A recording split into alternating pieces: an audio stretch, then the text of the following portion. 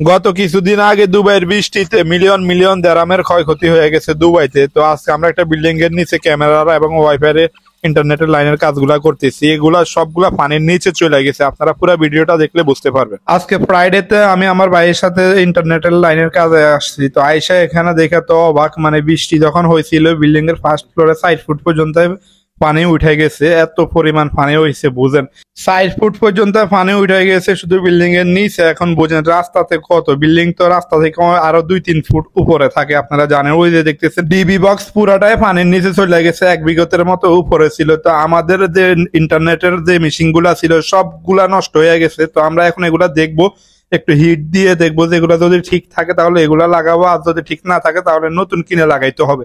2-3 দিন পর্যন্ত পুরাটা পানি ছিল। তো সবগুলা মেশিন এ মনে করেন পানিতে একবারে নষ্ট হয়ে যাওয়ার মতো। এখানে দেখতেছেন সার্কিট গুলা পানি কতটুক দেখেন, মানে এতটুক পর্যন্ত এটা পুরাটা পানি ছিল।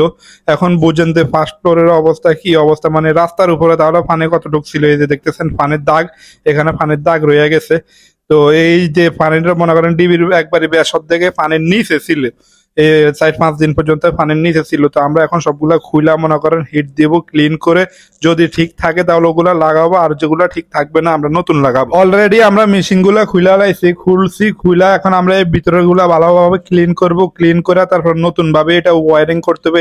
এখানে 36টা সিসি ক্যামেরার লাইন আছে এবং ওয়াইফাই লাইন আছে, তারপরে আপনার টেলিফোনের লাইন আছে, আরো বিভিন্ন লাইন আছে। তো সবগুলা আমরা এখন খুইলা এগুলা নতুন করে ওয়ারিং করতে হইব। যে উপরে তারগুলো আছে এগুলা এইভাবে থাকবো, নিচের মেশিন গুলো আমরা সব খুলে ফেলবো। এখন দেখতেছেন আমরা মেশিন গুলা সব খুলছি, খুইলা এগুলাতে হাওয়া মারতেছি। ভালো করে হাওয়া মারে আমরা রোদে রাখবো। রোদে রাখার পরে এগুলা শুকানোর পরে আমরা লাইন দিয়ে চেক করব, যদি ঠিক থাকে তাহলে ওকে আমরা ফিটিং করে চালু করে লোড দিয়ে দেখবো যে যদি ঠিক থাকে তাহলে ওকে, আর যদি ঠিক না থাকে তাহলে আমরা আবার চেঞ্জ করবো।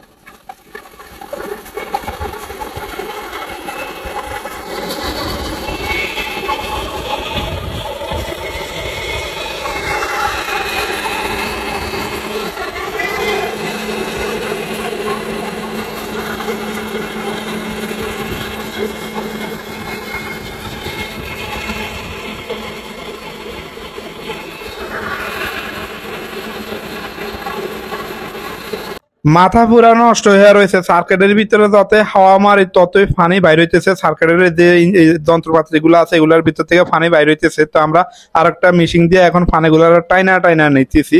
একটা কয়েল আছে, প্রত্যেকটা মেশিনের ভিতরে বড় বড় একটা কয়েল থাকে, ওই কয়েলের ভিতরে পুরো পানি জমে রয়েছে। তো এগুলো আমরা ভালোভাবে টাইনা বার করে এখন হিট দিব, মানে রোদে ফালায় রাখবো আজকের দিন। কালকে পানি শুকানোর পরে আমরা ফিটিং করব। আর এখন আজকে আমরা ওইদিকে নতুন তার দিয়ে ওয়ারিং গুলা করে ফেলবো। এখানে পানি উঠার কারণে মানে পুরাটা মাটি হয়ে গেছে, কালো হয়ে গেছে, মানে কাঁচরা হয়ে গেছে, যার কারণে এখন আমি আস্তে আস্তে সবগুলা ক্লিন করতেছি। পানি দিয়া ভালোভাবে ক্লিন করে তারপরে আমরা মেশিন গুলা বাইরে থেকে আইনা এখানে বসাবো। বসার পরে নতুন করে কানেকশন গুলা করবো। পানি শেষ হয় না, যেখান দিয়ে হাওয়া মারি ওইখান দিয়ে পানি বাইরেতে আছে। এখন ভালোভাবে পানিগুলা না বাইর করলে বুঝেন তো পরে মেশিন এ ফিটিং করার পরে সব শর্ট হয়ে যাবে। তো এখন ভালোভাবে যতই কষ্ট হোক আমাদের পানিগুলা শুকাইতে হইব। পানিগুলা শুকানোর পরে মেশিন গুলা ফিটিং করতে হইব। এদিকে এখন আমি মেশিন গুলা শুকানোর পরে মেশিন গুলাকে ওপেন অবস্থায় এখন আমি লাইন দিয়েছি, লাইন দিয়ে চালু করছি। যাক আলহামদুলিল্লাহ মেশিন গুলা সব ঠিক আছে।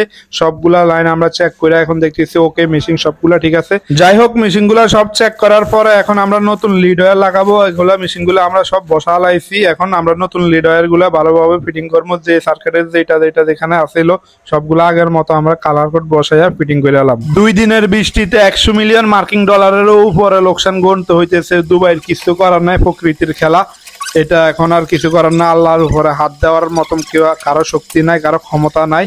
তো সবকিছু মাইনা লইতে হইব। এখন আমরা আস্তে আস্তে সবগুলা লাইন দেখে দেখে কানেকশন গুলা করতেছি বোর্ডে। অনেকেই হয়তো আমার প্রশ্ন করতে পারেন যে ভাই আপনি কি তো এই কাজ জানেন না, এই কাজ করেন কিভাবে? তাহলে বুঝলাম না কিছু। আসলে বিষয়টা হচ্ছে আজকে আমার অফশোর ডে। তো আমার ভাইয়ের সাথে আমি আসছি, আর আমি দেশে এই কাজটাও করছি মোটামুটি কম বেশ। আমি ইলেকট্রিকের সব কাজ জানি।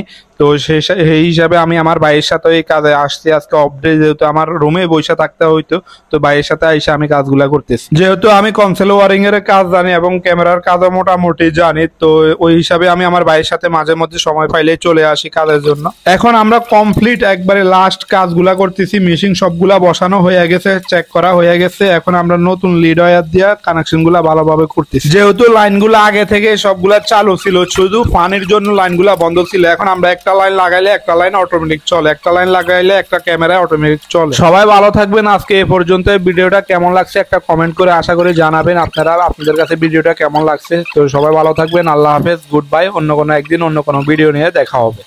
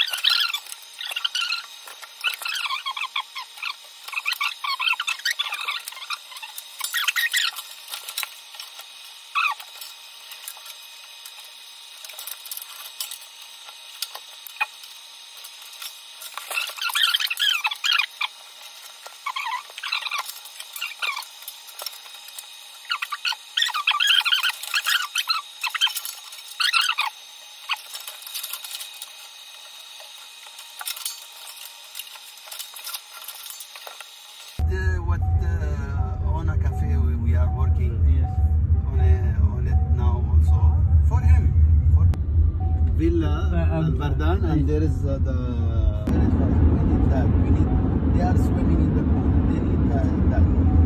I told them, I'm too much busy just nowadays, really I'm too much busy because of the rain, because too much project I'm handling.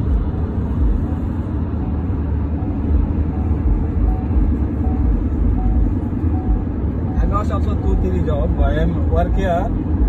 Someone called me. I said I have to come after 6, after 5. Even he didn't accept other one. I told him I will send someone. He said no thanks.